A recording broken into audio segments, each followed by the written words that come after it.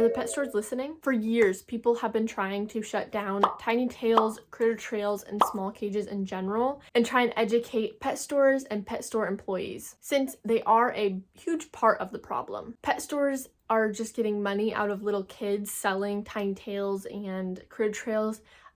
They have not listened to people for so many years, telling them that critter trails are not the correct size for hamsters and that they should not be living in that.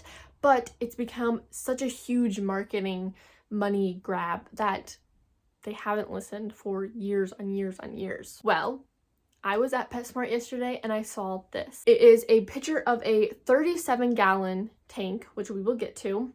And it said, this is what an ideal setup looks like for a hamster and gerbil. So it is a 37-gallon tank, which I looked up. I'm not sure how, of course, correct this is because I didn't take my tape measure out and measure it at the store.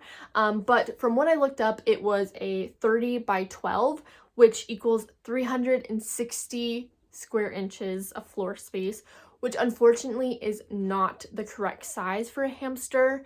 So I think it's pretty much the same as a 20-gallon, but a little bit taller, and it's 24 inches in height, and it looks like it's about halfway, maybe a little bit lower than halfway. So I'm gonna assume that they probably put about 9 inches of bedding. It could be more, it could be less. Again, didn't bring my tape measure. I don't know how much they actually put in there. In the cage, it had a correct wheel, it had a couple of toys, the right food, and correct bedding. It had a good amount of bedding. It didn't have any other substrate, didn't have any sand. There was no incorrect stuff in there besides the size of it. Then I saw this on a hamster forum on Reddit, and it is from, I think, Pets at Home. I could be wrong about that. So it's in the UK, and on the piece of paper and the cage that it shows, it says 100 by 50 centimeters. So I times that, then I turned the 5,000 into inches. I could be completely wrong about this. Do not quote me on this. It is 1,968 inches of floor space. So if that is correct, Pets at Home, oh my God. I cannot believe that they are promoting this. That is amazing. I'd also like to mention how I wasn't very surprised when the 37-gallon tank was $360 versus the Pets at Home. I know nothing about Pets at Home, but I was very shocked when it was over the minimum, but I wasn't with PetSmart. It also, on the piece of paper, I'm not going to read out every single thing, but I'm just going to go over what it said right, and it literally said everything right. It said a correct wheel inches, inches of bedding. It said 6 inches of bedding, which, of course, more is better. They included sand, which is so amazing. Then they also said different substrates. I think they talked about dirt and wood. I don't know, but they talked about different substrates, which is amazing. And then they talked about lots of chews and toys. And then they also included facts, which all the facts were correct. And they talked about scatter feeding.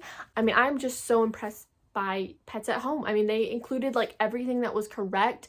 And for them to be promoting that is so amazing, because for years and years and years, they've had hamster, I don't know, I can't talk about Pets at Home anymore. That's my only picture that I have at Pets at Home. But for years at PetSmart and Petco, they have been giving us hamster guides. And I've made a couple of videos talking about the hamster guides on if they're correct or if they're incorrect. And sometimes they include a few things that are correct. I don't really know how popular they are. I don't know really if anyone ever grabs them and actually listens to them. But the things that they are promoting in these hamster guides are usually incorrect. I mean, there's usually 1 or 2 things that are. If you want to go watch the videos, go ahead. But I was quite impressed that PetSmart was promoting this. Even though I just went over what they kind of got wrong with it, I'm still really impressed that they're not promoting, a critter trail or tiny tails as in PetSmart. And I'm so glad that they're promoting tanks, even though it's, still incorrect. There's still incorrect things about it. They're talking about a lot of bedding. They're talking about their correct food. They're promoting tanks instead of tiny tails, and I think that is just amazing. I don't know if this is a every pet store or every PetSmart thing. I did not go into Petco, so I don't know if Petco is doing this now, but I was really impressed. Even though, again, I've said this a million times, they didn't get it correct and it's not to the top, it still shows that they are listening. And even Pets at Home, I'm pretty sure Pets at Home has, you know, wrong things that they do and wrong things that they promote, and for them to be promoting this as well and they got like every single thing right is so amazing. And it is like, I feel like everyone should just take a round of applause and give them a little bit of credit for at least listening a little bit, even though people have been trying so hard for so many years, and for them not to like get it right, I feel like they're almost doing like a little bit of a jab. I feel like they're like, oh, we hear you guys, but you know, we're still not going to promote the right stuff. Even though you guys have told us like 1,000 million times, we're not going to give you the right stuff. But I don't know. Is it, what do you guys think? Do you guys think that it's still wrong that they're promoting wrong things, or do you just appreciate that they're even doing anything? Because in my eyes, I feel like I appreciate them even just doing anything and promoting anything other than tiny tails, like in my eyes, because I remember just like maybe a year or two ago, I remember them promoting a tiny tail and like showing it with bedding and toys in it.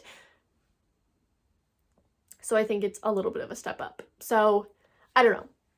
I just wanted to share that with you guys because I thought that that was amazing, and especially the one at Pets at Home. I found that on Reddit, and then I was like, oh my gosh, I need to make this video because I did post it on my story of the PetSmart one, but I felt like I needed to actually make a video about it because I found that one at Pets at Home, and I think that that is just amazing. That is so amazing, and I hope that the employees then learn a little bit about it and actually step into hamster care and realize that not every hamster should live in a tiny little cage.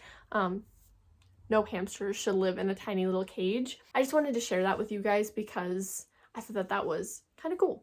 Sorry it was such a short video, but I don't really have much more things to say about it. But I hope you guys enjoyed, and let me know what you guys think about this whole thing.